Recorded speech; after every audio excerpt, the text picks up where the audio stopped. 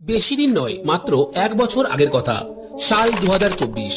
হায়দ্রাবাদের হাসান ট্রাভেল এজেন্সির একজন ট্রাভেল এজেন্ট বছর 40-এর শ্রীনিবাস রাও তার 11 বছরের মেয়ে ও স্ত্রীকে নিয়ে হায়দ্রাবাদেই বসবাস করতেন।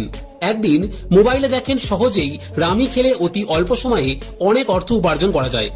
অভাবের সংসার, এত সহজেই অর্থ উপার্জনের পথ দেখে আর লোভ সংবরণ করতে পারলেন না। শুরু হলো রামি খেলা।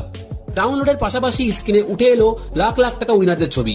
কিন্তু সে কখনোই বুঝতে পারেনি তার এই লোভ তাদের পরিবারকে কয়েক মাসের মধ্যে শেষ করে দেবে।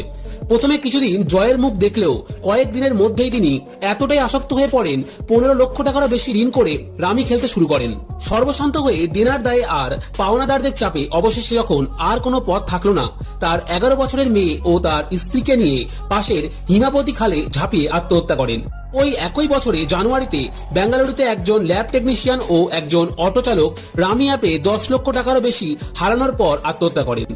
দেখতে গেলে ভারতে এই অনলাইন মানি গেমের জন্য গত 31 মাসে 32টি সুইসাইড কেস সামনে এসেছে, যার সর্বশীর্ষে রয়েছে বেঙ্গালুরু।